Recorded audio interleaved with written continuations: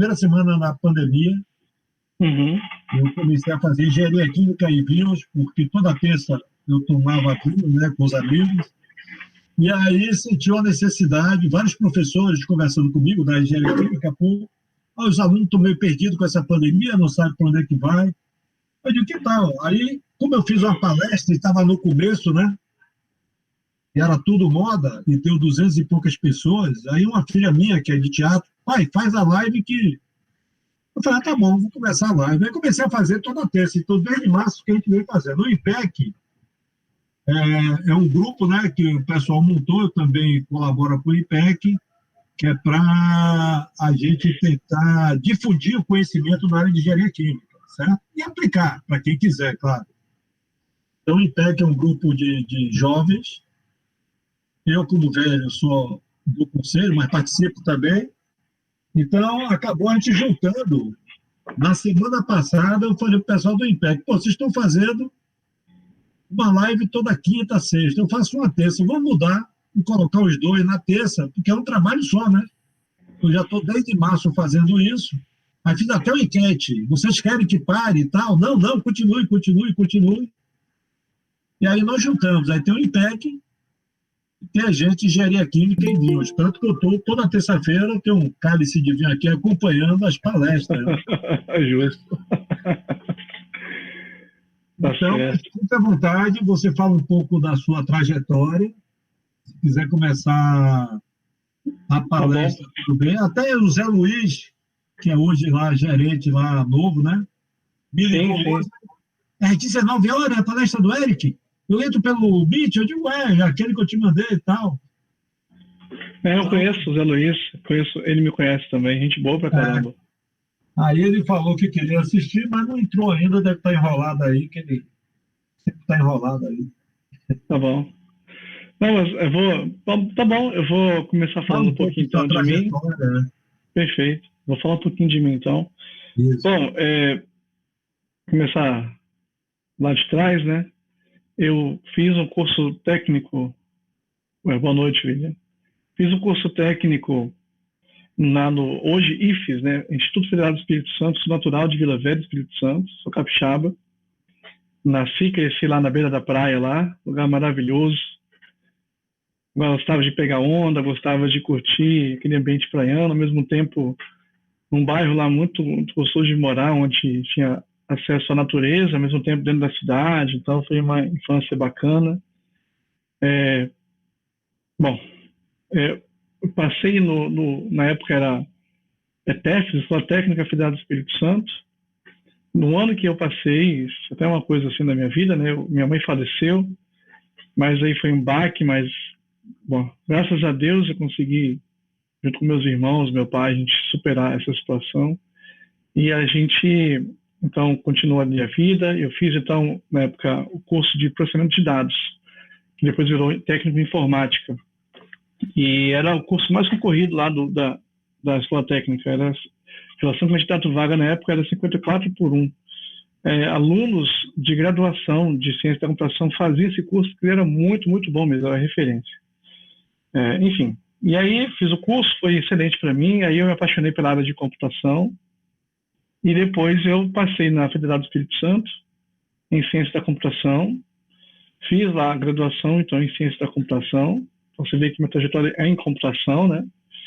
E depois, lá na graduação, eu comecei a trabalhar desde cedo, já começava a trabalhar desde 18 anos de idade, mais ou menos, na área de programação de sistemas, né, desenvolvimento de software, com muitas experiências bacanas, e entrei numa empresa de consultoria ambiental, a Ecosoft, isso ainda fazendo curso técnico, aí trabalhando durante o dia, né, estudando durante a noite, eu fiz o cursinho, passei então na Federal do Espírito Santo, né, trabalhando, fiz a graduação, na época era vestibular, não tinha hoje que nós temos, não vou dizer que é mais fácil, que é mais difícil, mas eu sei que na época era bem difícil, ainda mais para quem estudou a vida inteira em escola pública, que foi meu caso. Eu vim de ensino público, de escola pública, e passei no curso que era muito concorrido e que só entrava gente que veio de escola particular do ensino mais top lá da região, lá no Espírito Santo. E fiz, então, né, a graduação trabalhando. Então, eu trabalhava como programador, analista de sistemas e depois coordenador de projetos. Então, toda a minha carreira eu cresci nessa empresa e também fazia minha graduação. Nesse ínterim, eu tive contato com muitas pessoas, com muitos professores, e também meu contato com as empresas era muito grande. Tive contato com diretores e coordenadores de projetos de empresas como a ArcelorMittal, na época era Arcelor, né? Samarco, Vale, a Gerdau, a Suminas, hoje, empresas também como a Aracruz Celulose, hoje depois Eurofibra, Suzano, enfim, e várias outras empresas que eu tive contato. Então, eu tive contato com muitas oportunidades também de inovar, porque eu vi o problema que as empresas enfrentavam, né? E aí, na graduação, eu tive uma ideia. Eu tive assim, poxa, eu quero fazer mestrado, mas eu quero fazer mestrado com uma pesquisa aplicada. Bom, é difícil, você sabe muito bem, na federal, muitas vezes, fazer uma pesquisa aplicada. Não quer dizer que é impossível, mas existe uma certa dificuldade, porque você também precisa ter contato com um problema real, né? Então, tendo contato com muitos professores também que tinham essa pegada de trabalhar com pesquisa aplicada, eu fui indo na direção de, tendo essa experiência com a vida profissional e começando a ter experiência com a vida acadêmica, comecei então a juntar os dois mundos e na graduação comecei a pesquisar sobre um problema específico na área de séries temporais, classificação e identificação de anomalias séries temporais. No caso, para um problema para a área ambiental lá na ArcelorMittal, lá em Tubarão, em Vitória. E aí, eu comecei a desenvolver uma ideia de algoritmo e, na graduação, eu tinha que fazer uma ênfase, e eu fiz duas. Eu fiz a ênfase em sistemas de informação, que era mais a minha área naquele momento, né? Era mais fácil, e também fiz inteligência computacional, né? Inteligência artificial, né? Aqui no meio acadêmico é muito chamado como, na verdade, como inteligência computacional. Então, até um pouco de questões relativas a isso, não vou entrar no mérito aqui, porque essa conversa aí precisaria realmente desse vinho aí, viu, professor? Mas aí a gente vai tendo oportunidade para conversar depois com calma. E aí, então, eu desenvolvi um algoritmo, um programa, né, uma técnica que, de forma não supervisionada, era capaz de identificar anomalias de séries temporais. Isso foi minha ponte para o mestrado. Fiz o mestrado. Aí, nessa transição, aconteceu muita coisa na minha vida. Eu saí dessa empresa, montei minha própria startup. Comecei uma startup, então, em 2010, e também entrei no mestrado em 2010. Comecei a trabalhar numa startup e fazendo mestrado ao mesmo tempo, então foi bem desafiador. Mas já era acostumado a fazer muitas coisas ao mesmo tempo, né? E até hoje eu faço muitas coisas ao mesmo tempo, então a gente já estava acostumado com isso. E assim fui fazendo o mestrado, e foi muito bom a gente conseguir publicar, e foi um trabalho muito bacana. E aí chegou o ponto de colocar o algoritmo para agora rodar. Íamos colocar disponível na ArcelorMittal, só que tudo certo para implementar, a gente conseguiu mostrar a técnica em dados de processos industriais deles, na época de processos de equipamentos lá para fins de manutenção preditiva, que foi muito bom. Só que na hora de fechar o projeto, houve uma mudança lá, mudança de cadeiras internamente, e aí eu fiquei sem ninguém internamente para poder continuar me suportando. Aí fiquei sem poder dar seguimento nessa ideia lá dentro. Aí veio a proposta do doutorado. Eu tinha possibilidade de fazer doutorado tanto na computação em IA com veículos autônomos. Eu não sei quantos sabem, lá no PPG-INF, lá da PPGI, desculpa, lá da UFES, nós temos o professor Alberto lá, que foi meu orientador, que desenvolveu um veículo autônomo aí que hoje é famoso aí no Brasil, né? E eu ia participar desse projeto, mas também veio uma proposta de fazer um doutorado na ambiental, que era uma outra área que eu tive muita atuação ao longo da minha vida, com modelagem numérica, modelagem computacional, com WRF, CEMAC e outros modelos, com HPC também, trabalhei muito com HPC anteriormente naquela empresa, e aí veio a proposta de fazer o doutorado no ambiental, e eu pensei, será que eu mergulho mais no conhecimento, verticalizando minha atuação, ou será que eu começo agora a horizontalizar? Então eu escolhi horizontalizar. Então, eu fui para ambiental, fazer o doutorado na ambiental, mas já aplicando conceitos de modelagem computacional e HPC para problemas da área ambiental, no caso de modelagem atmosférica. E foi quando tive contato com o professor Davidson, que começou a me orientar. Ele estava no Sul, mas era docente ali, membro permanente do PPGEA, né, do Programa de Pós-Graduação da Engenharia Ambiental da UFES, e aí a gente se conheceu remotamente, e aí começou uma parceria que dura até hoje, né? Davidson é um ser humano extraordinário, é um camarada super gente boa, super competente, super capaz, e aprendi muita coisa com ele também. Na verdade, eu acho que aprendi a fazer pesquisa mesmo para valer foi com ele, né? E a gente desenvolveu um trabalho na área de modelagem do impacto de emissões de foguetes em centros de lançamento, e aí eu desenvolvi um novo algoritmo, que é hoje estado da arte, até onde eu tenho mapeado desde 2016, não há nada de novo aí no Paraíso nessa parte, então continua sendo estado da arte, que foi continuidade do trabalho que ele havia desenvolvido, né?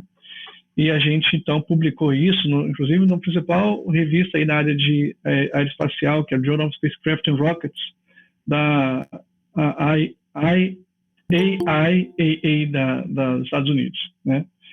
Bom, estou tentando resumir, né? Aí, depois disso, a gente estava com uma startup, rodando as coisas, fiz uns projetos, inclusive com financiamento da FINEP, na área também ambiental, e aí tive muitas demandas nessa área também. E depois disso tudo, tive a oportunidade de ter contato aí, de fazer um pós-doc aqui no Cimatec. Aí comecei a ter contato, então, com alguns professores aqui, com a Lília está aí, inclusive, a professora Lília está aí, a professora Lília, com o professor Alex, com alguns outros aqui também do Cimatec, como o João Marcelo, como o André Dantas, e claro, o professor Davidson, com certeza. E aí a coisa foi meio que fluindo assim naturalmente, né? Com as coisas que eu já fazia na área de computação, ciência da computação, especialmente falando modelagem atmosférica, HPC e IA, acabou que as coisas confluíram para o momento em que eu fui chamado para aceitar um desafio aqui no Cimatec. Então, vim para trabalhar aqui no Cimatec em 2018, saí do Espírito Santo, vim para a Bahia com Maricuia, né, família, tudo papagaio, periquito, gato, e comecei a trabalhar aqui na parte de supercomputação, modelagem computacional, mas logo veio algumas oportunidades para poder atuar em projetos de IA, notadamente um projeto que visava, que não ia usar IA, mas numa reunião assim de cúpula, né, a Lina deve lembrar disso, o cliente, ninguém sabia o que ia ser feito lá com uma parte do HPC no projeto, e aí então, ouvindo as dores do cliente, eu pude ter uma ideia, e essa ideia virou então a chave ali para uma nova oportunidade do projeto, que depois, obrigado, Lina, e que depois salvou o projeto nessa parte, e a gente usou inteligência artificial, que até hoje é um produto, né, uma técnica nova que nós criamos, que eu vou até falar um pouquinho aqui sobre ela, inclusive, aplicada à indústria de mineração. E, bom, aí desse projeto vieram outros e outros e outros, e a coisa foi crescendo, e agora eu vou falar um pouquinho de IA para a indústria 4.0, muito envolvido nessa conjuntura atual em que vivemos. Esse é o resumo, professor. Excelente, parabéns, impressionante. Bom ter gente como você assim, para ensinar a gente um pouco. Vou aprender um pouquinho com você. Como eu chamo, eu sempre gosto de chatear você, né? Eu sempre falo para meus alunos, quando o Eric está na plateia, eu falo assim, tomara que Eric não esteja na plateia, mas isso é um estimador com nome sofisticado de parâmetro. Aí o pessoal fala, ele está lá atrás, hein? Eu digo, pô, me ferrei. Eu estou sabendo. O povo já espalhou, né? Não, mas eu estava numa dessa aí. Eu estava na sala. Mas que isso, pessoal? Isso é pura modéstia sua aqui. Eu estou tentando aprender com vocês todos aqui. Que dá, vamos trabalhar junto. Bacana, bacana. Então, se quiser, posso começar então. Já está aqui no ponto. Tá bom. Deixa eu compartilhar aqui com vocês. Me avise quando estiver aparecendo aí. Apareceu? Pois é, Lívia, não tenho vinho, né? Não aqui, pelo menos. Mas o Fernando tem o vinho lá. Mostra aí, Fernando. Aí, ó. Bom, falar um pouquinho de mim, pessoal. Agora, falei de mim na trajetória, mas outra atualidade, né? Hoje, sou professor aqui no Cimatec e pesquisador líder da área de inteligência artificial, atuando nos temas aí de modelagem computacional, né, inteligência artificial e supercomputação. Sou também coordenando aí o nosso centro de referência em IA no Cimatec, e temos trabalhado incessantemente para trazer a ciência para perto da indústria. O Cimatec tem essa missão. O Cimatec é uma instituição que eu tenho orgulho de participar. Na verdade, eu sou bem claro, assim, eu não tinha pretensão nenhuma de ser professor, minha intenção era continuar empreendendo, mas quando eu conheci o Cimatec, a proposta, e como o Cimatec une a academia, une a ciência e aplica para resolver problemas práticos da da indústria, isso me chamou muita atenção. E é tudo que eu gosto de fazer. Então, acaba que é um trabalho que eu gosto muito de desenvolver. Eu me divirto, sim, posso dizer dessa forma. Tirando as inúmeras reuniões, né, essas coisas que às vezes são um pouco enfadonhas, mas faz parte do trabalho. Mas eu gosto muito do trabalho. O Cimatec é uma instituição excelente, de reconhecer nacionalmente e agora internacionalmente também, e muito em função desse trabalho maravilhoso que todo esse time aqui do Cimatec tem desenvolvido. Estou aqui hoje tentando contribuir um pouquinho, colocando um tijolinho em cima desse muro aí. O Cimatec, inclusive, recentemente, eu vou falar isso aqui daqui a pouco, né? Mas eu não sei quantos conhecem a NVIDIA. A NVIDIA é uma empresa aí de renome internacional, uma referência no mundo, né? Na área de hardware e softwares, principalmente hardware para supercomputação, para computação gráfica e notadamente para hoje, né, para aplicações aí com inteligência artificial, né, e outros tipos, né, no caso para fornecimento de GPUs. E a NVIDIA ela investe muito em pesquisa na área de IA. E eles têm um programa chamado NVIDIA AI Technology Center, onde eles fazem parceria com instituições de pesquisa e inovação no mundo, como em Singapura, na China, no Japão, na Coreia, Canadá, na Europa, de uma forma geral, enfim, credenciando, né, escolhendo instituições para trabalhar em parceria em projetos de IA com eles. E em fevereiro desse ano, recentemente, né, a NVIDIA veio visitar aqui o Simon Si, que é o diretor global desse Tech Center, veio ao Brasil visitar algumas instituições, e eles, ao final dessa visita, acabaram escolhendo o Cimatec, vejam só, como a primeira instituição na América Latina que é hoje um joint lab na área de inteligência artificial com eles. Eu fico muito orgulhoso disso, porque isso é uma conquista nossa, né, do Cimatec, e deu muito trabalho, é verdade, né, mas é uma coisa muito bacana, e a gente tem muito orgulho de ser reconhecido aí por essa gigante que é a NVIDIA, né, saber que o nosso trabalho está no rumo certo, né. Nesse NVIDIA Joint Lab, eu sou o Principal Investigator, né, também sou NVIDIA, eles têm uns credenciais, assim, né, uns badges lá, então eu passei por um processo todo de certificação também, e no final fui credenciado também como Deep Learning Instructor e um NVIDIA University Ambassador. Então, enfim, só para dizer que a gente também vai muito nessa linha, justamente por conta dessa pegada que nós temos de trabalhar com a ciência aplicada a problemas da indústria, né? Bom, então por isso a gente pode hoje falar com um pouquinho de detalhe, né, sobre como que a IA pode ser útil, né, para a indústria 4.0, tá? Então vamos lá. Então, eu não sei quantos de vocês conhecem, né, sabem o que é a quarta revolução industrial. Deixa eu só mexer aqui na minha tela para não ficar virando aqui, porque eu fico virado aqui para o... Pronto. Aí.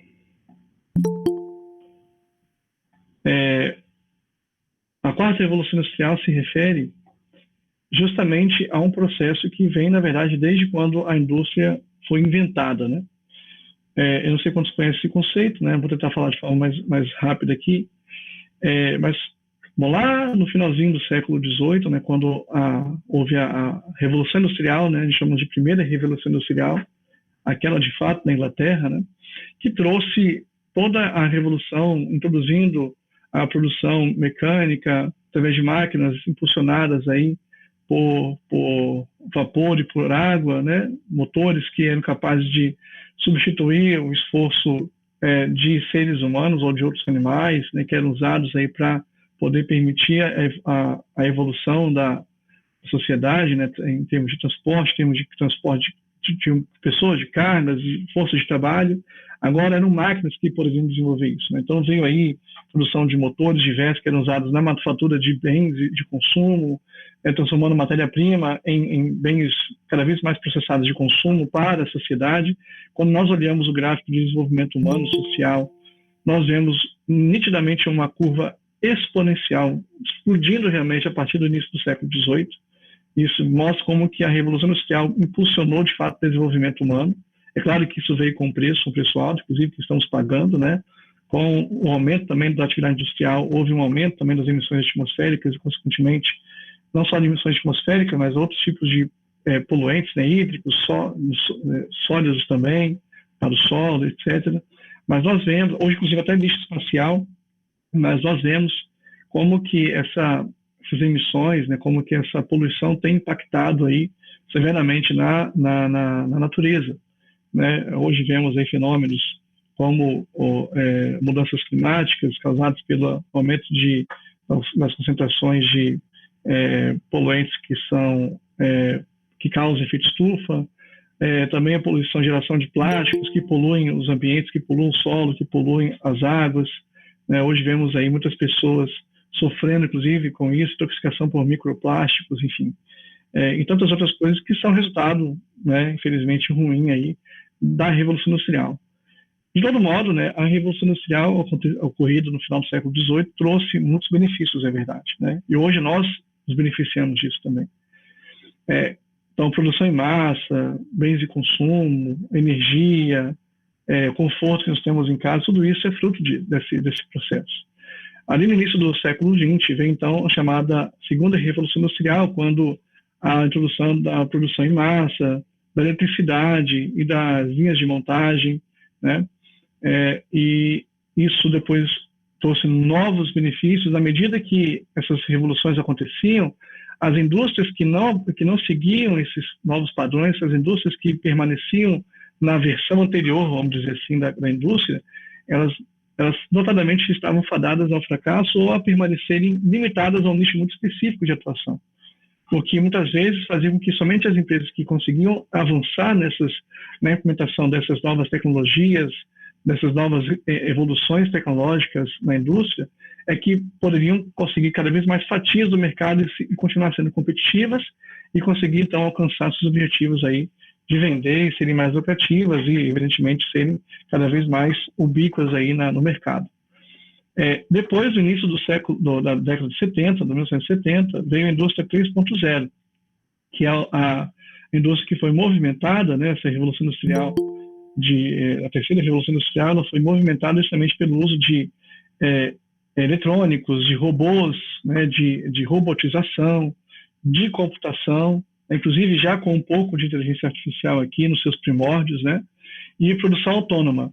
Então, linhas de montagem agora eram substituídas. Você tinha antes a atuação de seres humanos e trabalhos muito repetitivos, pouco especializados, agora eram substituídos por máquinas, né? E vimos ali que, naquela situação, muitos postos de trabalho foram perdidos, aqueles que exigiam menos capacitação, menos especialização, mas inúmeros outros postos foram gerados. Para quem? Para quem precisava, para quem tinha, né, habilidades aí na área de computação, na área de robótica, na área de eletrônica, e claro, isso gera um gap, né? Toda vez que você também tem essas revoluções industriais, você tem postos de trabalho que você perde, porque são trabalhos que se tornam agora obsoletos, porque você os substitui por uma tecnologia que é capaz de ter um resultado tão bom, ou até melhor que aquele outro, desempenhado por seres humanos, né? Ouçam bem isso, né? Mas também cria um vácuo, né? Porque o mercado precisa agora de mão de obra muito especializada para lidar com as tecnologias e criar tecnologias e resolver novos problemas que são gerados com as tecnologias. E aí, então, acaba que você tem uma demanda muito alta de ter que formar gente, ter gente capacitada para trabalhar com as tecnologias, certo? Bom, e aí, então, chegando agora na quarta revolução industrial ou indústria 4.0, que é um termo cunhado muito recentemente, estamos no processo dela ainda. Na verdade, se a gente olhar bem, existem indústrias ainda que estão ainda nos parâmetros, os padrões da indústria 2.0, que não avançaram para 3.0, mas que sobrevivem, né? Mas aquelas que querem ser competitivas, aquelas que querem continuar sendo destaque, que querem abocanhar maiores fatias do mercado, essas indústrias buscam sempre ir na direção de buscar cada vez mais revolução, cada vez mais tecnologia, cada vez mais disrupção, para que possam ser cada vez mais competitivas no mercado. Então, essa quarta revolução industrial se refere ao uso de sistemas cyberfísicos, ou seja, da composição de robôs, mecanismos de hardware com sistemas, softwares dotados de uma inteligência que lhes permite perceber o sistema, perceber o ambiente, tomar decisões sobre o ambiente de forma inteligente e atuar sobre esse ambiente de forma proativa, de forma analítica, certo? e também avaliando a resposta e o entorno no seu contexto, inclusive tanto de forma endógena como de forma exógena. Então, a indústria 4.0, ela vem justamente no sentido de termos essas tecnologias que se combinam aí, que eu vou falar daqui a pouco, para trazer mais inovação e dar mais competitividade às empresas, às indústrias. Esse termo foi cunhado bem recentemente, a partir aí do ano de 2012, né, na Alemanha, e vem sendo adotado e aprimorado no mundo inteiro. Hoje, a indústria, de uma forma geral, está se movimentando para se tornar uma indústria 4.0. E essa indústria 4.0, ela é baseada, né, tem como base, né, como seus building blocks, né, robôs autônomos, simulação, a inteligência artificial, a internet das coisas industrial, segurança cibernética, realidade aumentada, big data, sistemas de integração horizontal e vertical, e assim vai, todos eles dando suportes à indústria 4.0, certo? Em termos gerais, na indústria 4.0 você tem vários níveis de maturidade. E quando você começa, você tem que partir do princípio que você precisa ter uma indústria que pode ser, primeiro, otimizada do ponto de vista do seu processo, e que depois deve ser sensoriada para que dados sejam aquisitados em diferentes partes do seu processo, sem saber exatamente o que fazer com eles.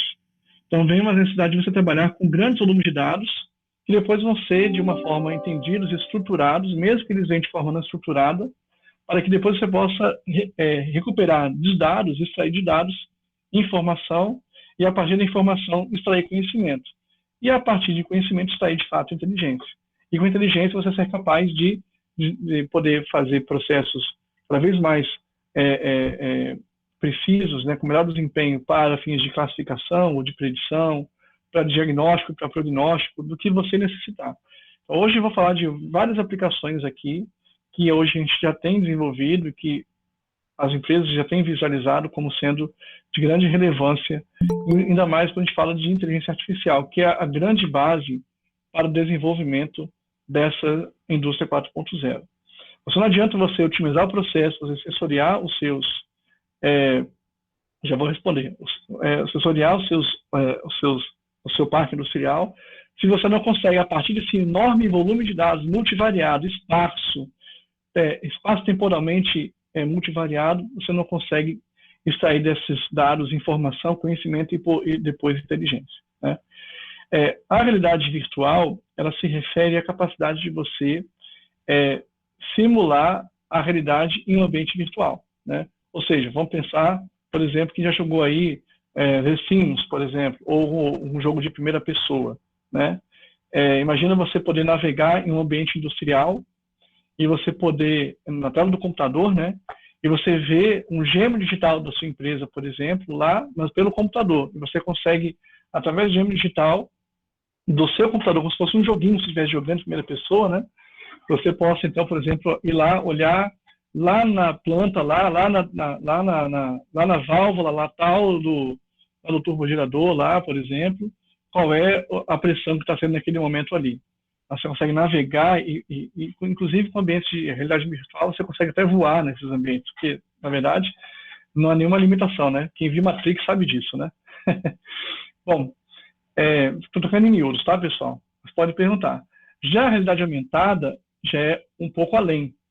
A realidade aumentada é você estar visualizando o seu ambiente real nesse momento, mas você ter, através de dispositivos como óculos especializados para isso, você conseguir olhar para um objeto, por exemplo, como eu estou olhando aqui agora aqui para uma prateleira, que tem um objeto em cima dela aqui, uma caneca, por exemplo, e ao olhar para ela, o meu óculos já identifica, é uma caneca de código tal, o histórico dela é esse, o proprietário dela é essa pessoa aqui, né? Imagina agora você está andando no ambiente empresarial, numa indústria, você está com óculos lá de realidade aumentada, por trás dele tem todo um sistema que te dá esses recursos, né? E você vai olhando para o ambiente e você quer saber o que é aquele objeto. Você vai lá, o seu dedo mesmo aqui, na vida real, né? E o óculos intercepta isso, aí você vai lá e clica assim na direção do objeto, aí o óculos já abre uma telinha aqui do lado aqui, de estilo Robocop, né? Estilo também Matrix lá. E aí mostra na telinha lá um menu que você vai navegando e vendo informações sobre aquele objeto, por exemplo, qual é o histórico dele, se está em situação de falha, se está operando em modo normal, se tem algum aviso, se você pode pegar um objeto em realidade aumentada e com sua mão mesmo, né, só que de forma virtual, aqui no óculos, projetado no óculos, girar ele, ver ele de cabeça para baixo, abrir ele, ver detalhes que você não conseguiria ter acesso numa máquina que está operando em tempo real, né, para poder, inclusive, ver informações que só estão disponíveis se você, de fato, fisicamente abrir o equipamento ou o componente daquele equipamento. Então, combinando realidade aumentada, realidade virtual, sensoriamento, você tem esses recursos. Mas, ainda assim, tudo isso é muito bom, é muito legal, mas do ponto de vista hoje de projetos de inovação, isso não é tido mais como inovação, viu? Isso já é tido como um serviço, por exemplo, que é uma coisa já muito disponível já. Você simplesmente aplica, né? Você constrói um ambiente virtual e você usa tecnologias existentes e aplica. Não tem nenhuma novidade. Mas o que você faz então com isso? Se você pudesse ter ferramentas que pudessem lhe dar informações em tempo real de forma otimizada. Então aí que entra a inteligência artificial, por exemplo, para te dar informações ou fazer algum tipo de inferência que o sistema não foi ainda ensinado daquela forma, foi programado para aquilo, mas com IA você pode criar modelos que aprendem a partir de dados observados como realizar certas tarefas. Então é o tipo de coisa que você consegue fazer. Mas eu vou falar um pouquinho sobre isso daqui a pouco também, tá bom? Respondido? Quem fez a pergunta aí? Beleza, Ian. Valeu, Ian.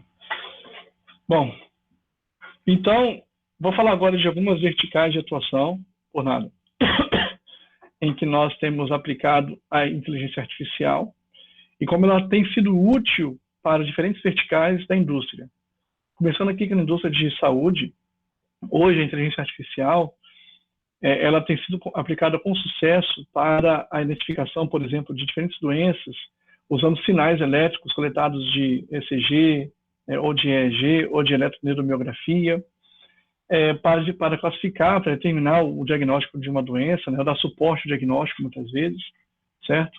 Em alguns casos, a precisão de IAs para laudar certos exames tem sido superior à de especialistas humanos.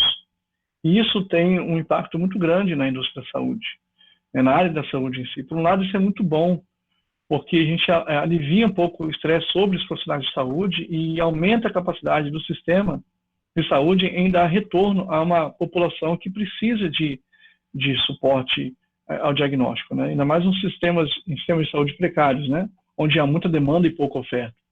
Por outro lado, há uma preocupação, claro, né, com a manutenção de empregos, se essa IA ela tem, se ela é confiável, se ela é explicável. Tem muitas coisas envolvidas, não é tópico nós falar sobre isso aqui, mas isso são pontos de discussão em aberto, inclusive, pontos de pesquisa, inclusive, em abertos aí, muitos deles, inclusive. Então, por exemplo, outro tipo de aplicação é no suporte ao diagnóstico por imagens de exames de tomografia, raio-x, ressonância, para diferentes tipos de doenças em outros lugares, em vários lugares do corpo, né, como coração, tórax, cérebro, assim por diante. Então, por exemplo, a gente acabou de fazer um projeto aqui em que a gente utilizou a inteligência artificial para criar uma IA que é capaz de dar o suporte diagnóstico de Covid-19, olhando para as lesões causadas pelo SARS-CoV-2 no pulmão. Então, são lesões características desse tipo de vírus, não exclusivas do SARS-CoV-2, mas características, mas que no contexto de pandemia são um sinal muito claro de que pode ser Covid. E aí, então, essa IA foi treinada com grande precisão, grande acurácia, e hoje já temos um sistema já pronto, que inclusive vamos implantar a semana que vem aí numa operadora de plano de saúde, e num hospital, para dar suporte ao diagnóstico por imagem, né? Mostrando como que a IA tem sido muito usado também, grande sucesso para isso, ainda mais no cenário de pandemia, né? Imagina quantos benefícios pode haver. Claro, com supervisão ainda de especialistas. Eu não vejo um cenário em que vai substituir o médico, por exemplo. Mas vejo cenários muito claros em que o médico que não souber trabalhar com essas ferramentas vai acabar ficando para trás, né? Agora, vejam, não é só médico, né? Não é só médico, né? Acaba que no futuro próximo, profissionais das diversas áreas deverão aprender a trabalhar com esse tipo de ferramentas. Não talvez saber em detalhes do profundo que é IA e tudo mais, mas entender o que significa, como aplicar, né, conhecer conceitos essenciais, no mínimo, né?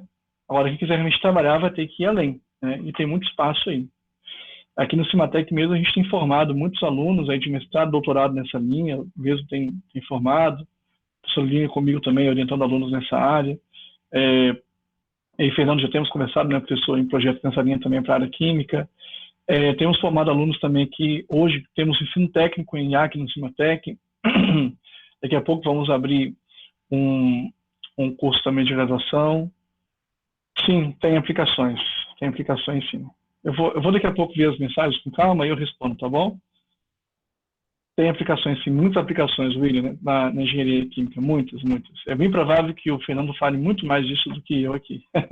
Mas pelo que eu pouco eu sei, tem muitas aplicações sim na engenharia química, sim. Não, tem bastante, mas aqui eu faço advogado do diabo. Eu vou chatear você. Vou te fechou, então. provocar.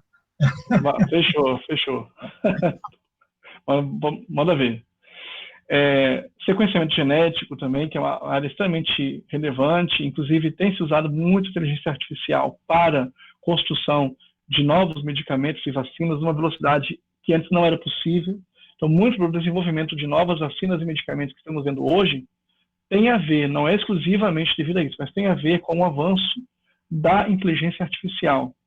É uma área que foi inventada lá na década de 50, 1950, teve muitos avanços, teve seus invernos, e hoje vivemos um novo boom da IA, mas esse tende a ser mais duradouro, porque realmente com o advento de sistemas de supercomputação e deep learning, e novos conceitos que estão sempre cada vez mais evoluindo, e essa ideia da indústria 4.0, o uso da IA explodiu de forma exponencial, assim, de forma incrivelmente exponencial.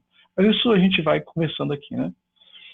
Então, também tem aplicações para identificação do mosquito que causa dengue, no caso da Aedes aegypti, Zika, chikungunya, tem um trabalho publicado aqui por um aluno nosso, que é inclusive hoje aqui gerente aqui no Cimatec, o Daniel Mota. Bom, então para mostrar para vocês como que a IA já transformado a indústria da saúde.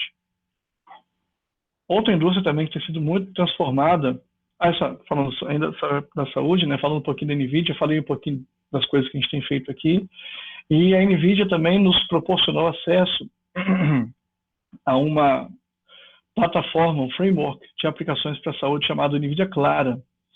Esse é um framework muito completo para trabalhar com exames de imagem na área médica, e ele tem vários recursos, eu não vou entrar em detalhes aqui, porque a gente que aqui o escopo não nos permitiria, né? Mas muita coisa em suporte diagnóstico por imagem para pulmão, para cérebro, para coração, para fígado, para treinamento federativo, para orquestração de processo de treinamento de IAs em diferentes centros, compartilhando não dados, mas pesos, enfim, são questões bem mais baixo nível, sequenciamento genético, e nós usamos com sucesso esse framework também nesse projeto que eu falei com vocês, tá? Então, ele tem vários recursos, inclusive ele sai tanto da parte de dados não notados até o fim da esteira de desenvolvimento, aplicando e desenvolvendo a solução toda até para smart devices da área médica, tá? Dando suporte aí. Outras aplicações também que temos visto e desenvolvido, inclusive com sucesso, é na área de exploração de petróleo e gás. Dentre várias aplicações, uma delas, inclusive, já publicadas aí, utilizando aprendizagem profunda, deep learning, no caso aqui, nesse exemplo, redes convolucionais totalmente convolucionais, né? A gente aplicou essas técnicas para poder gerar, a partir de sismogramas, que são dados coletados a partir do sistema de aquisição, onde você distribui na superfície terrestre ou sobre a superfície marítima microfones, né, ou hidrofones, e você tem uma fonte de som mesmo, né, de dados sísmicos, e essa fonte ela emite um sinal para a subsuperfície. Esse sinal sísmico, esse sinal sonoro, ele vai refratar e refletir nessa subsuperfície em diferentes momentos e ângulos, e esses microfones captam esse sinal sísmico, e de acordo com esse retorno dessa captação, você consegue então ter dados que você pode usar depois para poder estimar como que é a estratificação de rochas, o perfil de rochas e, de repente, de reservatórios de petróleo e gás, ou até de água, nessa subsuperfície. A grande questão é que esses métodos têm um custo computacional muito alto, os métodos tradicionais. E, bom, a ideia é que, usando inteligência artificial, a gente cria um modelo que, depois de treinado, ele seja capaz de fazer essa inversão sísmica para encontrar o que nós chamamos de modelo de velocidade. Esse modelo de velocidade é o que vocês veem aqui, ó, que mostra qual é a velocidade da onda, né?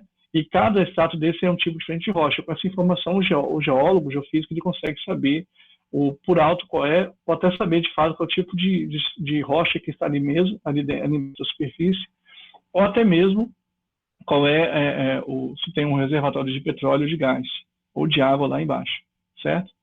Então, tem uma aplicação muito grande para redução de custo computacional e para aprimoramento do desempenho, porque esses métodos tradicionalmente são baseados em otimização matemática computacional, tem um custo computacional bem elevado.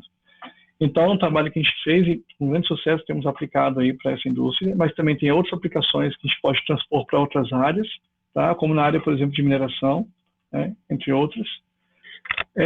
Inclusive, falando em mineração, daquele projeto que eu estava falando agora há pouco, esse foi um projeto em que a gente utilizou dados de diversas fontes da área de geofísica, geologia, como uso e ocupação do solo, tipo de vegetação, eletromagnetometria, magnetometria, enfim, tantos outros, gravimetria, geoquímica de gases, enfim, nanopartículas, para, a partir de um enorme volume de dados, extrair padrões, diversos padrões, para que um especialista humano pudesse agora não mais que avaliar milhões e milhões de conjuntos de dados, mas agora avaliar somente poucos padrões encontrados, e aí para esses padrões ele fala o seguinte: esse padrão aqui que você encontrou aqui, ele não é de interesse, mas esse aqui é um padrão de interesse, por exemplo, um corpo de minério.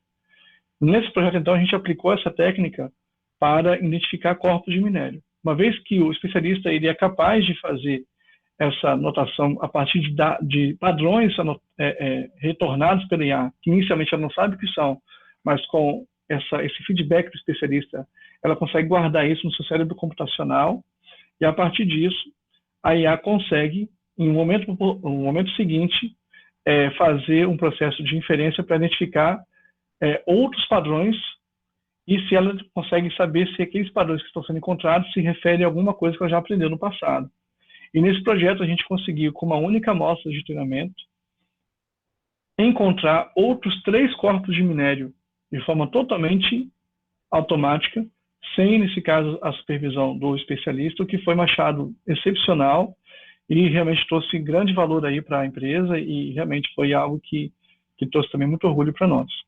Esse tipo de técnica a gente usa técnicas de aprendizagem não supervisionada, como combinações de lógica fuzzy com algoritmos de facilitação, mapas auto-organizáveis, auto-encoders, e depois técnicas de aprendizagem por reforço, semi-supervisionadas, para fazer a classificação e depois encontrar esses padrões aí, no caso, para identificação de corpos de minério. Outras aplicações muito comuns na área da indústria na área de manutenção. Porque, vejam só, toda indústria possui equipamentos que precisam passar por um processo de manutenção. Se você não dá manutenção, imagina o seu carro, né? Ou a sua geladeira, né? Se você deixar o equipamento funcionando ad eterno, vai ter um momento que ele vai falhar, né? Se é um equipamento que você não faz questão de dar manutenção porque ele é barato, você vai usar ele até a falha. Falhou, você vai lá jogar fora e compra outro, não é? Mas tem equipamentos que não é assim. Você não vai usar o seu carro até a falha e vai jogar fora, não é? Que não vale a pena. Então, o que você faz? Você tenta pensar de forma proativa, ou seja, eu vou trocar o óleo, o filtro de ar aqui do meu carro a cada X mil quilômetros, eu vou fazer aqui a troca da correia dentada, se for o carro com correia dentada há tanto tempo, vou aqui checar o nível do óleo aqui de tanto tempo, você vai fazendo isso. Se você esperar da falha, o custo do reparo, geralmente ele vai ser maior ou vai ser menor? Lá, vamos ver se o pessoal interagir um pouquinho.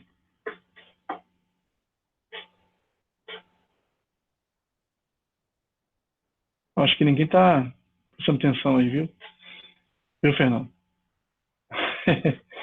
A pergunta é a seguinte: se você espera chegar até o momento da falha para dar manutenção, ao invés de agir de forma proativa, o custo para recuperar ou para consertar o equipamento, ele vai ser maior ou ele vai ser menor? Vai ser maior, né? Ou seja, você espera que, se você consegue antecipar a situação de falha, você consegue antecipar também a situação para que o equipamento não quebre. Imagina aí, eu tive um cunhado lá em Vitória agora que o carro estourou junto do cabeçote do motor lá. Conserto R$2.000. Né? Aí eu falei, cara, você não fez manutenção nesse carro, né? No mínimo, né? Aí vai morrer R$2.000. Bom, então existe a manutenção preventiva, que é essa que você faz avaliações periódicas, né? Mas você faz avaliações periódicas sem saber o estado de saúde do equipamento. Você tem que olhar para saber, né? Então você tenta antever. Só que ela também não é tão antecipada assim, porque pode estar já apresentando falha e você não sabe, né? E se você esquece de olhar também, já era. Ou se o plano de manutenção do fabricante, que é feito por uma média, não servir para o seu caso específico, também danou-se, né? Então, você entra com os conceitos de manutenção preditiva. Na tradicional, manutenção preditiva tradicional, você usa técnicas estatísticas, notadamente, para, através de métodos de regressão linear, remoção, encontrar padrões de sazonalidade e de frequência, estacionalidade de séries, até prever o que vai acontecer no futuro. Só que essas técnicas já se mostraram limitadas em muitos cenários, né? E aí que entra a manutenção preditiva inteligente, que é que usa inteligência artificial, né, aprendizagem de máquina. E ela é baseada em dados, né, coletados em vários cenários, em várias situações, em um histórico bom de dados, né, que tem sido anotados por especialistas também, você consiga usar esses dados para poder prever uma situação de falha de forma bem incipiente, ou seja, bem antecipada, certo? Então, essa é uma área extremamente relevante para a indústria de uma forma geral. E a manutenção preditiva inteligente, ela tem duas áreas principais, né? Que é a que classifica falhas, ou seja, o diagnóstico, que diz assim, ó, o equipamento está com esse problema. E tem aquela que identifica, que prevê o tempo de vida útil remanescente, são os principais, né? Ou seja, a previsão e a classificação. Diagnóstico e prognóstico, né? Tem também manutenção prescritiva, não vou falar sobre ela aqui, mas basicamente eu consigo prever, consigo dizer qual é a falha, mas o que eu faço agora? Então tem aquela que vai, que é um passo além, né? Que é prescrever o que deve ser feito quando certo tipo de falha acontecer, né? Então, são tudo dentro dessa área de manutenção inteligente, né? De manufatura inteligente. Então, usando aí, tirando, por exemplo, dados do domínio do tempo para o domínio da frequência, usando transformada de Fourier, que eu acredito que vocês todos conheçam, você pode, por exemplo, criar modelos que sejam capazes de fazer isso aqui, por exemplo, né? Nós pegamos dados, inclusive aí, lá do pessoal da COP, viu, professor Fernando, que tiveram um trabalho bem legal, criaram um dataset aí de falha, né, provocada em um equipamento rotativo, né? E com diversas classes de falha, e nós estamos aí terminando agora o processo final de revisão para publicar um artigo que usa uma rede convolucional 1D para classificar diferentes tipos de falhas com a acurácia que vocês estão vendo aí, uma acurácia excepcional também, para diferentes classes, né? Então você consegue usar a inteligência artificial para dizer o tipo de falha de forma automática. Isso aí sendo superior, muitas vezes, à própria intervenção, à própria análise de especialistas humanos, né? Também você pode usar a IA, nesse caso, para lhe servir tanto para prever o tempo de vida útil, mas também usar a IA num cenário muito interessante, que você não tem muitos dados disponíveis. Por incrível que pareça, às vezes você tem muitos dados brutos disponíveis, mas para treinar certas IAs, você precisa que os dados sejam acompanhados de seus chamados rótulos, ou alvos, ou classes, né? Então, você precisa de ter mais exemplos de dados em situações que lhe permitem modelar desde a situação normal, passando pela situação de pré-falha até a falha. Então, nós criamos aqui um trabalho de um aluno meu, que eu coordenei no projeto, que nós usamos a IA para gerar dados sintéticos, e esses dados sintéticos gerados a partir de poucas séries de amostras, 2, 3 séries só, nós geramos um conjunto assim, de milhares e milhares de séries temporais, com diferentes comportamentos, mas modelados, né, por essa IA, e usando, nesse caso, algoritmos genéticos estruturados para isso, para séries temporais.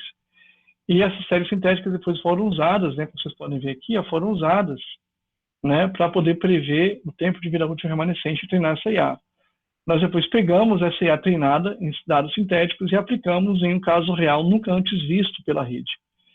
E esse RUA, né, Remaining Useful Life, o que importa é isso aqui, né, é onde ele começa a prever que a situação, aqui a vibração, ela vem num patamar padrão aqui, ou seja, não está em situação normal de operação, certo? E, de repente, em algum momento, ela começa a diminuir o tempo de vida útil. Quanto mais cedo você pega, melhor, certo? Você pegar bem nesse ponto aqui, certo? Então, você vê, esse aqui é observado, isso aqui é o predido. O importante é você ver que a IA consegue pegar quase exatamente no momento em que a máquina começa a apresentar um padrão de falha. De forma muito antecipada, começa a prever aí o tempo de vida útil remanescente do equipamento, com resultados realmente muito bons, usando um modelo treinado somente com dados sintéticos, certo? Aliás, esse tema de dados sintéticos é um tema que eu trabalho bastante. Por exemplo, você pode usar uma IA... bom, isso aí fica para uma próxima live, né? Muita coisa.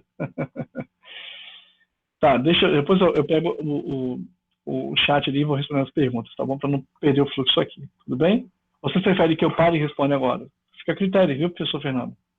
Não, aí você pode responder as perguntas do menino, mas eu também vou fazer umas perguntas, porque na engenharia química, esses seus dados sintéticos nós chamamos de pseudo-experimentais e já usamos há muitos anos também, entendeu? Sim. Não é nenhuma novidade. Os dados sintéticos não são novidade em si. A novidade aqui é a seguinte, é a combinação disso tudo, né? Dados sintéticos gerado a partir de uma abordagem usando algoritmos genéticos aplicados para séries temporais de vibração. Isso.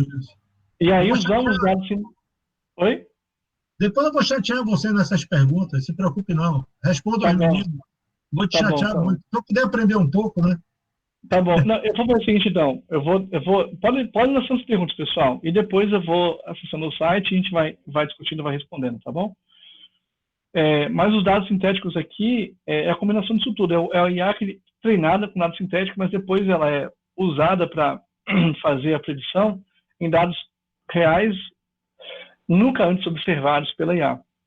Né? Então, isso que é a grande sacada aqui desse trabalho, né? E que, evidentemente, pode ser adaptado, né? A ideia, né? A técnica pode ser adaptada para qualquer outro fenômeno. Por exemplo, eu trabalho muito com modelagem atmosférica, então eu estou usando muito isso para trabalhar com gerar dados simulados de modelos numéricos para treinar uma IA que depois vai ser capaz de simular esse comportamento, é uma explicativa, né? De simular esse comportamento dos modelos numéricos. Tem gente fazendo isso para, por exemplo, CFD, para a área aeroespacial, por exemplo, e para outros, mas nesse contexto específico ninguém, é um contexto bem específico, né? Você resolve as equações de Navier-Stokes, mas você parametriza muita coisa, porque tem muita coisa no fenômeno atmosférico que a van ciência humana não conhece ainda, né? Então, a ideia é usar IA justamente para poder capturar isso, ainda usando dados observados e melhorar ainda mais essa sua capacidade. Mas isso aí são cenas dos próximos capítulos, tá bom? Outra aplicação também com grande sucesso que a gente tem feito, é um projeto também que eu coordeno, é usando inteligência artificial também para manutenção preditiva, só que de centro de supercomputação.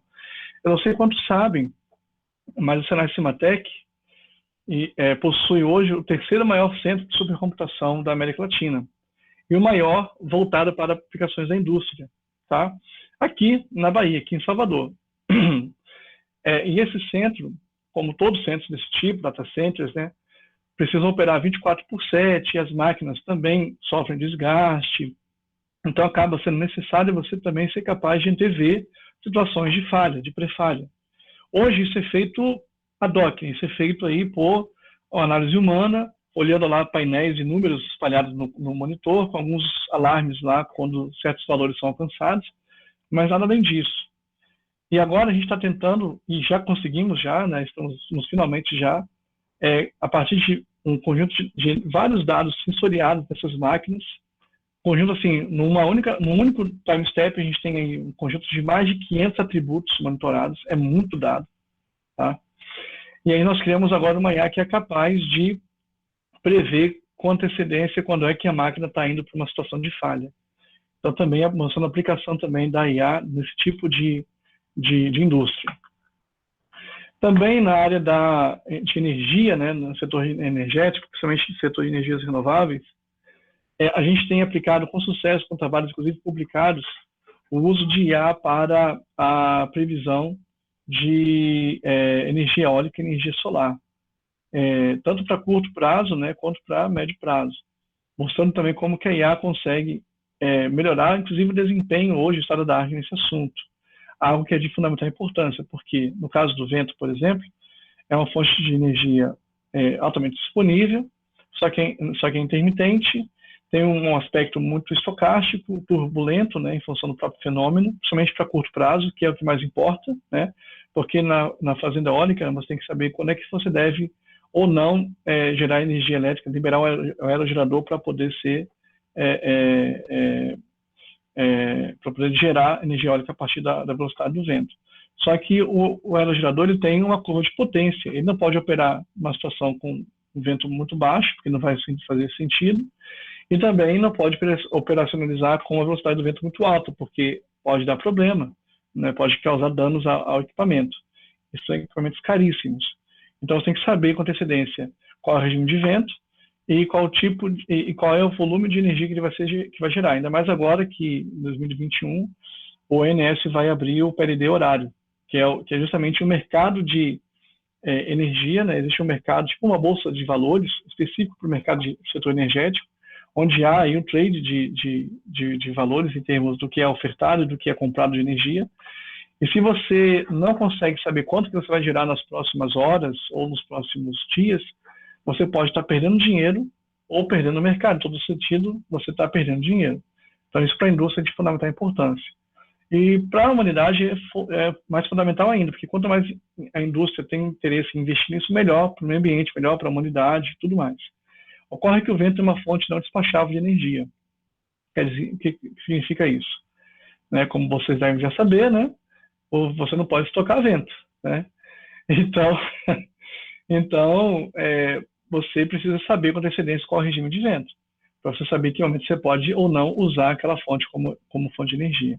Algo parecido com a energia solar, que apesar de ter um regime muito, muito determinado, né, um regime diário bem, bem claro ali, existem aspectos que vão atenuar a capacidade de geração de energia solar. Por exemplo, eu não sei se todos sabem, mas não é basta somente se tem muito sol. Se a tua placa solar estiver operando com muito sol, mas com uma temperatura alta, ela perde eficiência. Do mesmo modo, se ela estiver numa situação ali com o céu muito nublado, também perde eficiência. Então, prever essas situações todas é complexo. E hoje nós usamos a IA para isso também, tá? Com grande sucesso, já para muitas horas à frente. Também na área de poluição do ar, nós temos aplicado inteligência artificial para prever a qualidade do ar futura. Nesse caso, a gente está prevendo um poluente que é bem difícil de ser modelado, que é o ozônio. O mesmo ozônio que está nos níveis estratosféricos, que nos protege, né, dos raios UV, esse ozônio, quando nós o respiramos, ele é bem prejudicial à saúde. Ainda mais para quem é mais suscetível a problemas respiratórios. Ocorre que esse ozônio ele não é emitido por fontes antropogênicas. É um composto químico, vocês são da química, né, deve conhecer muito mais do que eu.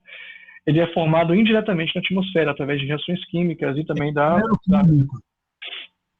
Exatamente, através de reações fotoquímicas, né, reação com água, com hidroxila, com radiação solar, com dióxidos de nitrogênio, com VOCs e assim por diante. Então, é uma cadeia complexa de formação de ozônio. Existem modelos fotoquímicos desenhados para modelar isso, como o CEMAR, que é estado da arte hoje, mas ainda assim ele erra muito. Então a gente está usando aqui, por exemplo, Deep Learning, a partir de dados monitorados de estações de monitoramento, no caso da Grande Vitória, que são dados que eu tenho desde 2000 até recentemente. A gente criou um modelo que foi treinado com dados até 2005 e fizemos previsões usando dados nunca vistos em 2006 para frente, até 2015, que a gente fez o trabalho que está publicado, inclusive. e o modelo teve um desempenho excelente para prever de 1 até 24 horas à frente, horariamente. Então, mostrando também como que a inteligência artificial é muito útil também nessa área, o que é muito relevante para a indústria, né? Para poder antever situações em que ela pode estar emitindo mais do que deveria aí, e assim, possivelmente violando algum tipo de padrão legal do CONAMA, entendeu? Também temos muitas aplicações na área de visão computacional, que é uma área muito quente na área de inteligência artificial, que é basicamente você simular a visão ainda mais de seres mais avançados como nós e outros seres que têm uma visão mais acurada, de modo que seja capaz de identificar padrões em imagens, tá? Padrões como objetos, formas, silhuetas, identificar que tipo de objetos existem na imagem ou a que ela se refere, identificar automaticamente, por exemplo, corrosões em equipamentos, identificar se um determinado material está sofrendo com algum tipo de lesão e sem fazer um tipo de intervenção destrutiva, né? Aí você pode combinar técnicas de visão computacional com técnicas de visão térmica para isso, para poder ver além do que os olhos, né, do que a luz consegue trazer. Então, tem muitas aplicações na área de visão computacional que também estão sendo hoje aplicadas com grande sucesso para navegação de veículos autônomos, para identificação de ações em vídeos, e assim vai. Então, um exemplo bem clássico é o nosso famoso Flatfish. É um robô submarino construído para fazer inspeções em ambientes oceânicos, né, em grandes profundidades, para identificação de sistemas na indústria de petróleo e gás, né, estações de petróleo e gás em ambientes submarinos. E esse é um robô de navegação totalmente autônoma, ele sai da estação de docagem, ele navega pelo ambiente, ele faz todo um processo de geolocalização, sem usar GPS, porque lá embaixo não pega GPS, né? Então ele usa muitas referências por landmarks, né? Usa muita inteligência artificial para fazer navegação e reconhecimento de padrões também. E um ambiente também inóspito, né? Pela grande pressão, por ter você uma visão prejudicada, né? Porque tem muitos resíduos na água. Enfim, então esse é um projeto que é clássico nosso aqui, emblemático, que mostra como que a IA pode ser muito aplicada para esse tipo de problema, para a indústria, no caso. Outro tipo de aplicação na área de visão computacional, a gente mostra aqui, é um projeto de navegação semi-autônoma em ambientes off-road, aplicado à indústria de mineração. Uma coisa é você pegar um modelo treinado para um veículo autônomo lá da Tesla, por exemplo, que foi treinado para andar numa highway lá de Los Angeles, e colocar ele para rodar aqui numa BR-101. E pior ainda, você pegar esse mesmo modelo e colocar para rodar numa estrada aí sem chão, uma estrada off-road aí do Brasil. Imagina, vocês acreditam que ele vai funcionar? Não vai, né? Provavelmente não deve funcionar. Então a gente pegou esse trabalho aplicado à indústria de mineração, porque nas minas, né, são ambientes evidentemente off-road, com aqueles caminhões gigantescos, e é muito importante o especialista, o motorista, ele ter um auxílio, né, na navegação, principalmente em situações de perigo da segurança do trabalho. Então, essa IA foi treinada usando aí um hardware da NVIDIA Drive PX Auto Chauffeur, e foi criado um dataset que foi testado exatamente no Cimatec Park, que é o nosso parque industrial aqui, nosso laboratório a céu aberto aqui para a indústria, né? É o primeiro laboratório, o parque industrial para desenvolvimento de projetos de inovação para a indústria, para que sirva realmente como um local para testbeds e tudo mais voltados para grandes projetos da indústria, com um espaço enorme para diversos segmentos da indústria. Então a gente fez um teste lá, passamos máquina, colocamos a máquina para rodar lá naquele ambiente e fizemos o teste mostrando como é que a IA conseguiu aí ser capaz de identificar um ambiente off-road e ainda ser capaz de dar suporte à navegação nesse tipo de ambiente mais complexo. Outras aplicações também na área na indústria 4.0 na área de processamento de linguagem natural, que é basicamente o quê? É usar IA para simular o comportamento, principalmente humano, no que tange à comunicação, sendo tanto por texto quanto por fala. Hoje, nós usamos isso diariamente nos nossos sistemas inteligentes, aí, Alexa e Google Home da vida em casa, ou então, quando a gente está usando o celular e dita para o celular qual o texto e o celular já vai lá para a gente ter todo bonitinho já digitado. Enfim, tudo isso por trás é impulsionado pela IA. Só é possível pelo uso da inteligência artificial. E a IA, ela é muito útil, se não necessária, para todos os avanços que temos visto hoje nessa área de processamento de linguagem natural aí, de forma automatizada. E tem muitas aplicações aí voltando para a indústria 4.0, certo?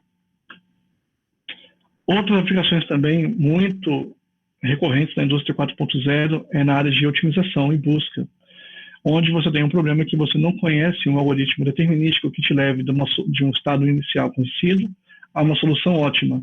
Você tem que fazer uso de heurísticas para poder encontrar esse ótimo, se é que você consegue encontrá-lo, né? Não há garantia. Mas você precisa de mecanismos, de algoritmos que te deem condições de chegar em soluções que sejam adequadas para o seu problema, seguindo uma métrica, que pelo menos sejam tão boas quanto você esperaria que fossem. Né? Mesmo que você não encontre o ótimo global, mas que seja algo que seja equivalente. Então, existem inúmeras aplicações, por exemplo, na área de logística, né? Por exemplo, como estabelecer a melhor rota de fornecimento de um determinado insumo numa cadeia complexa de logística como um país de dimensões continentais como o Brasil, ou para plano de manutenção, qual é o melhor tipo plano de manutenção, ou para problemas de controle de tráfego aéreo, alocação de recursos, e assim por diante. Existem muitos problemas que são resolvidos usando técnicas de busca e otimização. E a IA também ela é muito útil para isso. Exatamente, o Traveling Salesman Problem, exatamente, famoso, muito famoso, e eu tenho até um exercício nas aulas que eu ministro sobre IA, né? Eu tenho um tópico que fala em otimização, e eu mostro como que a IA ela é extremamente útil. Hoje, as melhores soluções para o Traveling Salesman Problem, já que estou falando isso aqui, né? É usando IA. Né? Algoritmos genéticos, algoritmos evolucionários, sistemas imunológicos artificiais, né, famoso Simulated Annealing, Particle Swarm Optimization, ou Anti-Colony Optimization, otimização por colônia de formigas, e assim por diante, né? São alguns desses assim. E nós temos usado também aqui em projetos de busca e otimização. Então, por isso que tudo que o Senai Cimatec, né, como eu já falei, por ser uma instituição voltada para a indústria e ser hoje talvez a principal instituição hoje no sistema Senai voltado para a inovação, para a indústria, nós, então, buscando sempre trazer para a indústria brasileira que é de mais moderno, inovador, para garantir que ela continue sendo competitiva no cenário nacional e internacional. Criamos o nosso centro de referência em IA para que a gente possa desenvolver pesquisa, inovação e soluções aí voltadas para a indústria de uma forma disruptiva, inovadora e que agregue valor para a nossa nação, para a nossa indústria.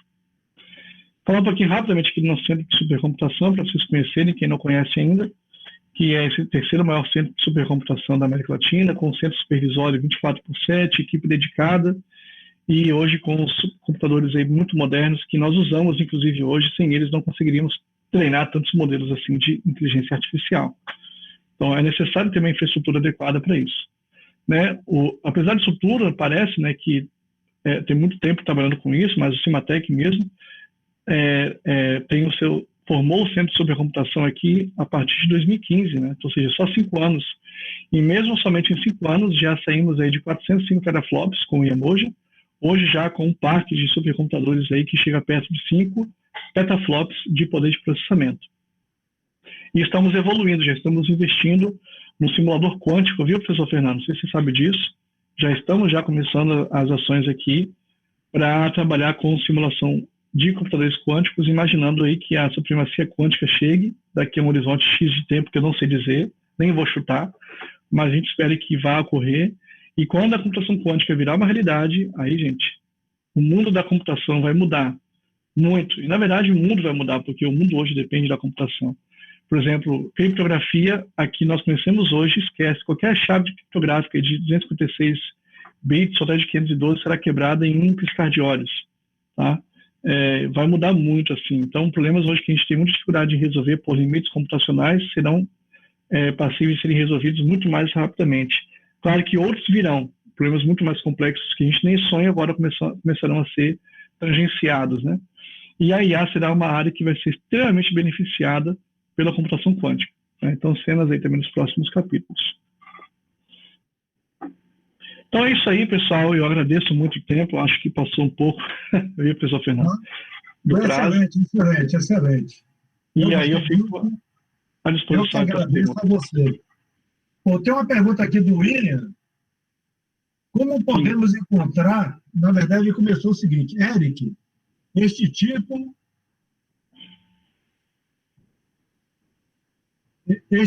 de análise, diagnóstico tem aplicações na engenharia química? Ah, sim. Tem sim. Eu vislumbro várias aplicações de engenharia química.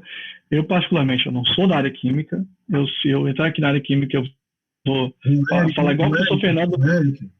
Nós somos engenheiros químicos, não químicos.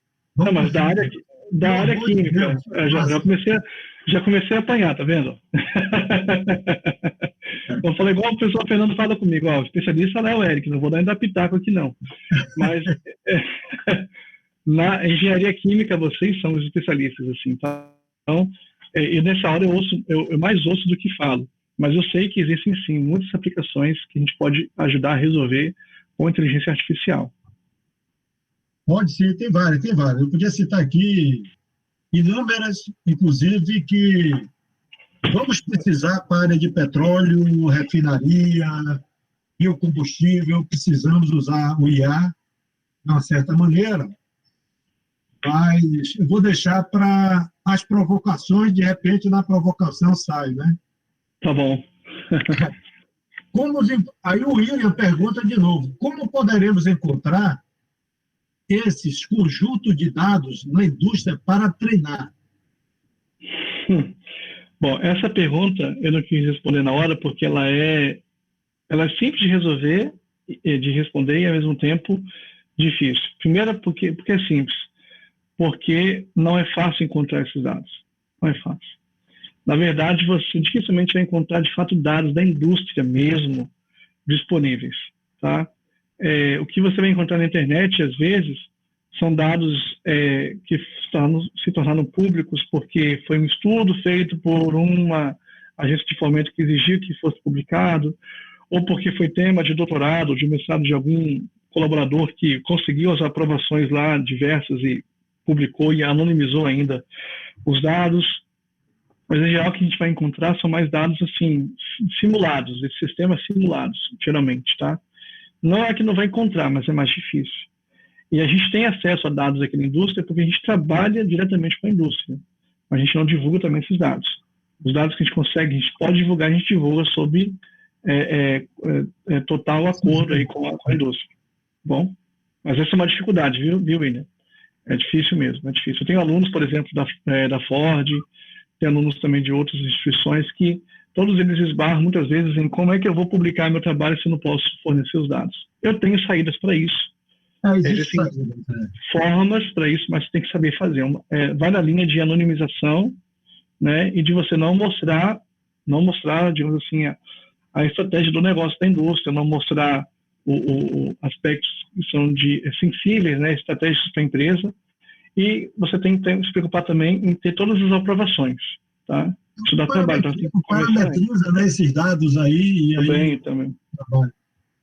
Não, o Ian que alertou aqui, Fernando, olha o problema do caixeiro viajante lá de otimização. Porque a gente dá aula, eu e o Everton, a gente dá aula também de otimização, né? Legal. Então, na última semana, eu mostrei os algoritmos estocásticos, só que eu frisei no algoritmo genético, né? E eu participei de uma banca de um aluno, que provavelmente é seu, que está medindo temperaturas, né, no sertão. Então, ele tinha aquele comportamento, né, que você mostrou. E aí, os algoritmos discretos, né, tipo gradiente reduzido, dependendo da estimativa inicial, ele ia para o máximo lá. O algoritmo genético ia direto para o máximo, claro, que ele sai. Inclusive, eu botei uma mutação um pouco de 10% para poder gerar vários cromossomos, né? Vários dados, para poder fazer a busca maior. Eu até falei assim, olha, teve um aluno não sei se é do, eu não sabia que era seu, né? Eu só fiz participar e perguntar a ele. Eu falei, se for do Eric, manda ele usar o algoritmo genético, porque um dos alunos está usando o gradiente conjugado. Uhum. E o gradiente conjugado, você sabe que depende muito da estimativa inicial para chegar ao mínimo global, ou ao ótimo global, né? Sim. Então, eu tenho alunos trabalhando com esses dados, eu não sei se foi um aluno meu, eu não mas... sei, não me lembro se era aluno seu, eu não me lembro da palavra Eric. Quando apresentou, mas durante a aula, para perturbar o pessoal de IA, eu só falo Eric. Tá, justo. Eu tenho que começar a perturbar o pessoal da engenharia química também, mas eu tenho que ver. Exatamente. Aqui tem o seguinte, antes de você nascer, nós já trabalhávamos com regras heurísticas, tá? Uhum. É como esses algoritmos genéticos são. Eles chamam que são regras meta-heurísticas, ou seja, são regras heurísticas dentro de heurísticas, perfeito? Mas, desde 1950, 1940 e tal, nós já trabalhamos, eu não, que eu não nasci lá, mas já se trabalhava, e até hoje se trabalha com regras heurísticas. Embora nós não tivéssemos computadores tão velozes, mas era computador de 2 bits e 4 bits, como eu trabalhei minha tese, eu acho que você não sabe nem o que é isso, que é um programa que eu rodava em 4 horas e meia, hoje roda em... Já rodou, viu aí? Nem terminei a frase e já rodou. Mas demorava 4 horas e meia para eu obter parâmetros tal, de meus modelos. E o que a gente fazia? A gente fazia a base de conhecimento, perfeito? Ou seja, a gente chamava isso de inteligência artificial. Se então, porque IO, né? A lógica matemática envolvida por trás dessas condições. Só para completar. E hoje, na mineração de dados, para tirar os outliers, eu sei porque eu já vi um programa de mineração de dados pronto, ele exatamente tem várias regras heurísticas, né? Você pega aquela Big Data, começa a estabelecer padrões, e desses padrões tem os outliers. O que eu vou fazer com esses outliers? Tem o se isso daqui, tira esse outlier, reestime aqueles pesos, né, da sua camada, daquela camada de entrada do input, output, mas das camadas, que, na verdade, se eu estiver errado, você usa os algoritmos para otimizar esses pesos para poder criar um modelo que satisfaça aqueles dados que você está ensinando à rede. Ou seja, ensinar a rede é estimar os parâmetros dentro do modelo da inteligência artificial. Falei besteira? Não, falou não. Na verdade, a inteligência artificial, né, Fernando, ela não é nada, muita coisa não é novidade. Tem coisa lá, como eu falei, da década de 50 ali que a gente usa até hoje. A questão é que houve muitos avanços e muitas técnicas, e é como building blocks, né? Você vai construir, é matemática, né? Você vai construindo em cima de conceitos já existentes e uma mudança pequena, um ajuste pequeno, uma nova contribuição pequena que você dá a uma técnica, ela vira o jogo, vira o jogo no problema que antes não tinha solução. Né? Hoje, você está falando de um problema que você resolvia em 4 horas e meia, porque você tinha limitações de computação, de repente técnicas naquele momento que não estavam disponíveis. Hoje, nós temos problemas que levam aqui dias para simular no supercomputador, usando IA, mas que só são possíveis de serem estudados hoje por conta dos recursos que temos. Por isso que hoje a gente está vendo esse boom na IA, porque a gente está conseguindo usar supercomputação. Deep Learning, basicamente, o quê? São redes neurais, basicamente redes neurais, com muitas camadas, um modelo muito profundo. Qual é a novidade aqui? A novidade é que a rede neural tem muito mais camadas de neurônios do que tinha antes. Algo que antigamente não conseguia trabalhar, porque era inviável computacionalmente. O trabalho eram 800 dados experimentais para 13 parâmetros. Você vê que é uma coisa simples hoje. Sim. Um outro programa também, que era achar a percolação crítica dentro do meu poroso, demorava em meu computador 72 horas.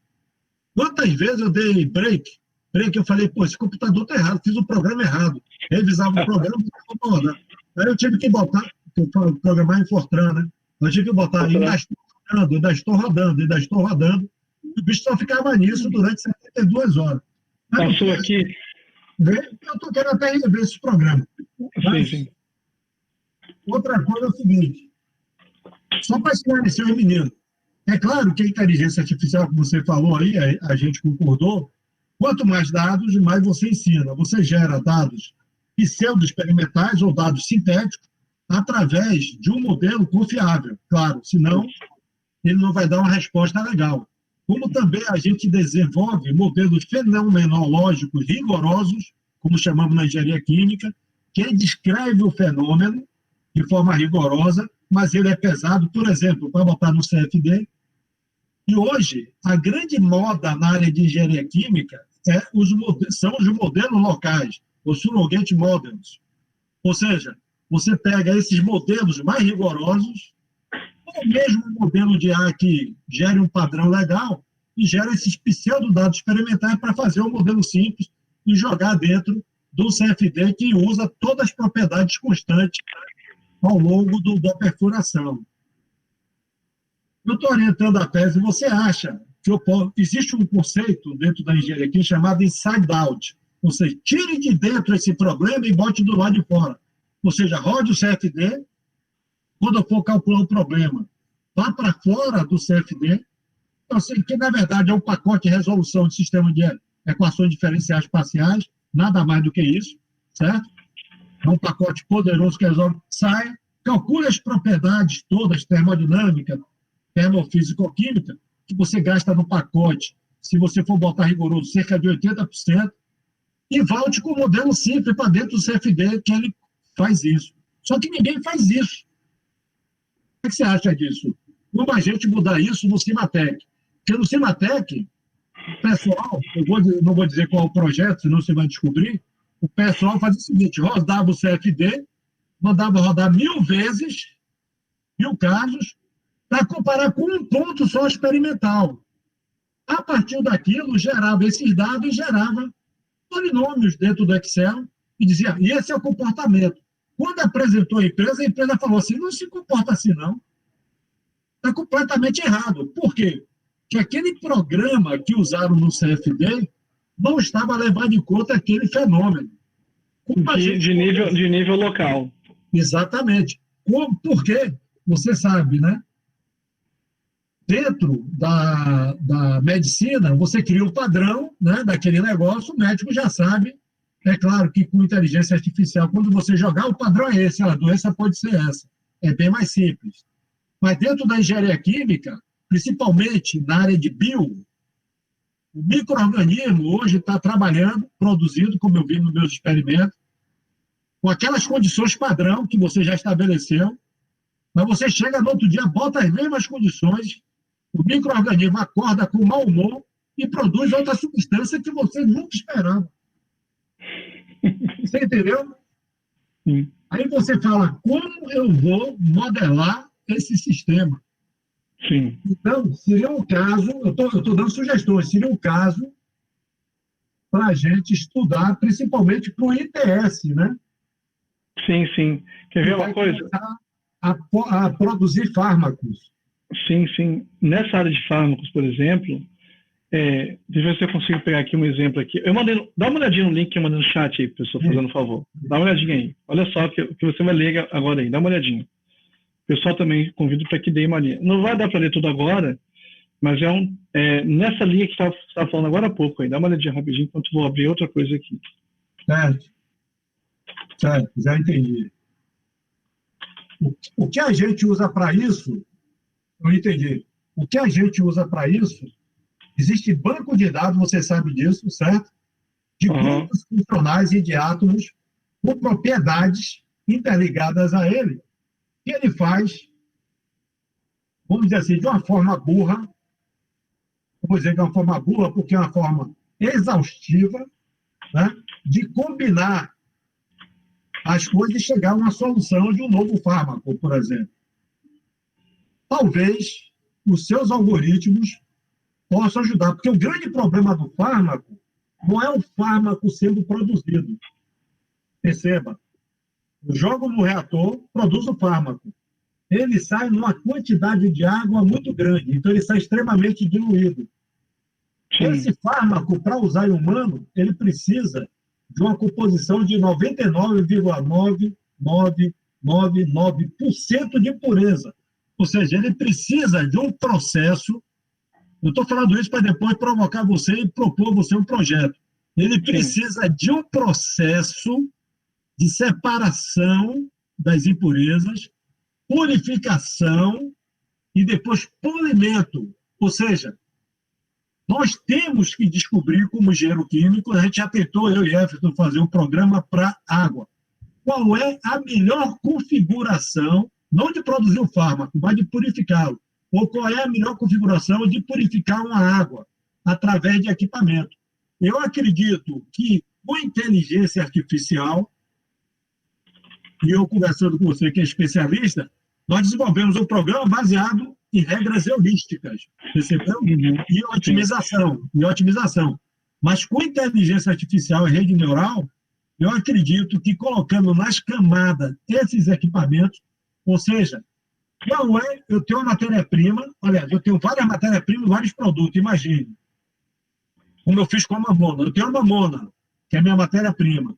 Ele pode produzir 12 produtos diferentes.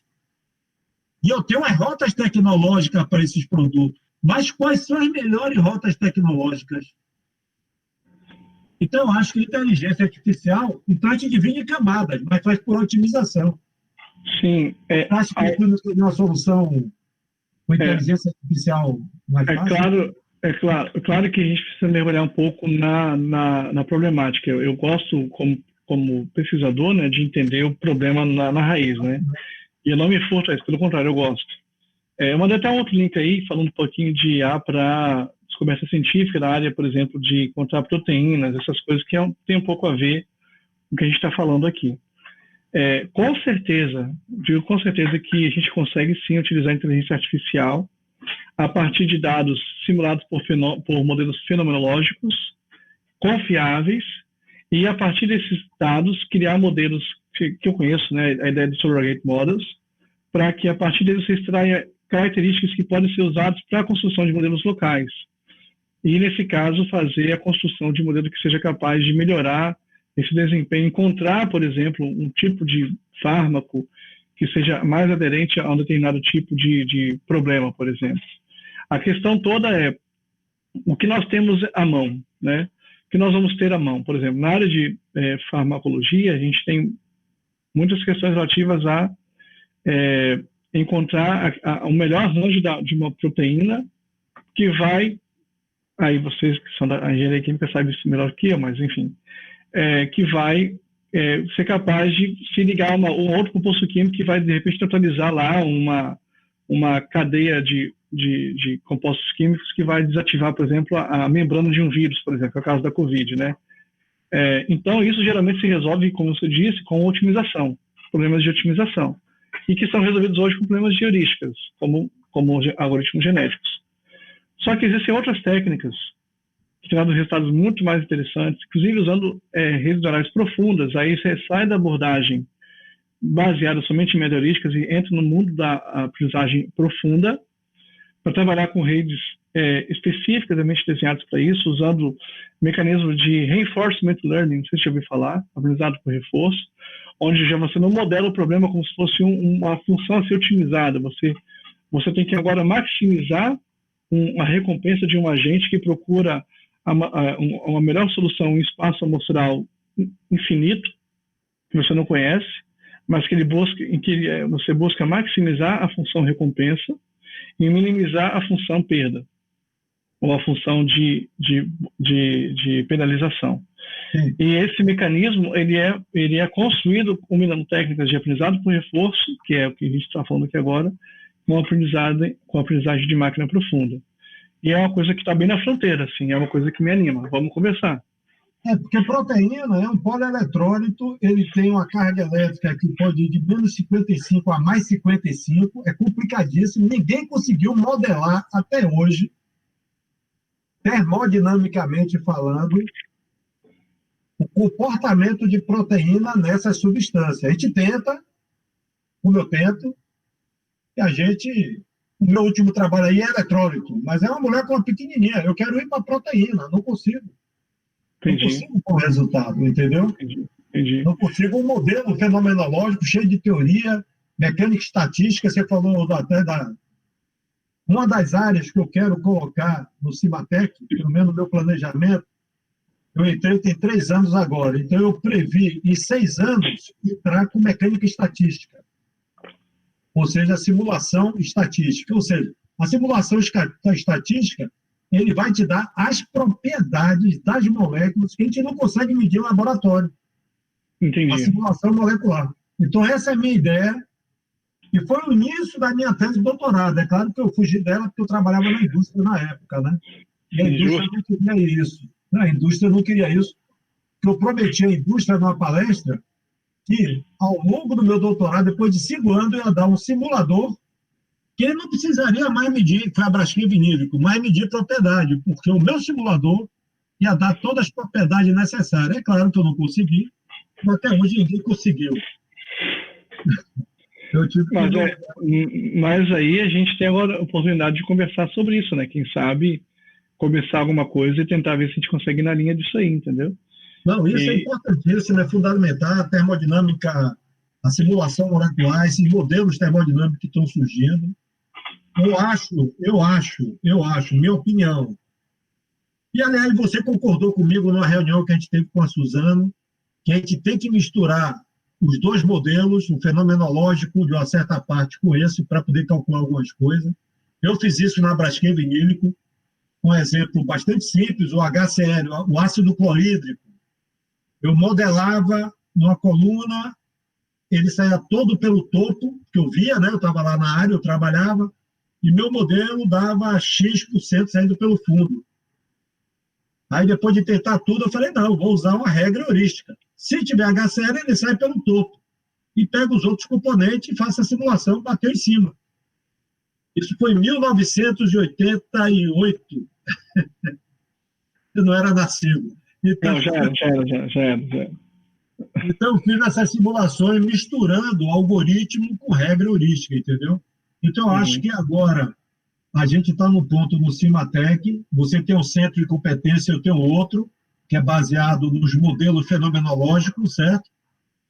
Aquilo que você me falou uma vez, você me falou, vamos começar. Se lembra aquele projeto que o professor de algum lugar não poderia entrar, eu ia entrar, mas depois o cara voltou e tal? Sim. É para a gente começar, porque a gente tem um projeto com a Petrobras, que é uma coisa interessante, que é deposição e trocador de calor. Tudo bem. Você tem um trocador de calor, ele vai sujando. Com isso, você tem que aumentar a vazão ou a temperatura. Aí você gasta mais energia para craquear o petróleo. Isso não é um trocador, não, é uma bateria de um monte de trocadores, certo? Então, ele tem que saber qual o momento certo que ele tem que parar aquele trocador, limpar e botar o outro ativo. Ninguém consegue modelar essa deposição, porque o comportamento é igual àquele da temperatura que você mostrou. Então, existe alguns trabalhos com... A gente tem dados disponíveis para trabalhar com esse fenômeno? Temos, sim, da Petrobras. Legal. Não, mas aí a gente... aquela conversa, a gente trabalha e depois mostra o resultado, depois vamos criando problema, né? Um problema de cada vez. Temos dados da refinaria, temos um conjunto de quase 30 trocadores com esse comportamento. Muito dado, tentamos simular, usamos modelos que os famosos colocam na literatura. A gente são dados de que são séries temporais? Hein? São séries temporais que você tem, de vazão e pressão e deposição? Sim. Vamos conversar, meu cara. Tem muita coisa boa para a gente fazer. Eu acho que a gente tem que... Se a gente conseguir um modelo para isso, é fama para o resto da vida, porque existe congresso só sobre esse assunto, de 3 em 3 anos, e o pessoal discute. E o que conseguiu o melhorzinho não bate. E mesmo agora, assim, vamos marcar uma conversa então, Fernando, com calma, que acho que já passou bastante, acho que era 8 horas que terminar, a gente já... Isso é verdade, já vai dar 9. Minha mulher vai me matar, mas tá tudo bem. Isso vamos marcar... Tá sendo bom. A gente podia marcar uma conversa com calma aí e chamar quem julgar necessário para trocar uma ideia, ou só ir você mesmo. Você tem vindo ao Cimatec aqui? Não, me proibiram, disse que eu tenho que fazer exame porque eu sou velho. Já só pode entrar depois de um monte de exame, pô. Eu não cheguei nem aí naquele exame periódico, porque no exame periódico eu estava entupido de gente quando eu fui, entendeu? Nossa, horrível. Aí eu Não, falei, vamos de 2D então. Vamos de 2D. tá bom. E a gente conversa uma hora dessas aí. Conversa. Me manda um zap lá. Isso, chama a Everton, mais quem você julgar necessário. Para contribuir na conversa. E a gente já pensa aí em já fazer alguma coisa nessas linhas aí, entendeu? Aí, e já pensar em como é que a gente pode atacar isso aí. Até mesmo pensando em oportunidades de projetos aí para a indústria. De repente a gente cria um pool aí de projetos de gaveta e quando tiver oportunidade, olha aqui, Petrobras, olha, vamos resolver assim, ó.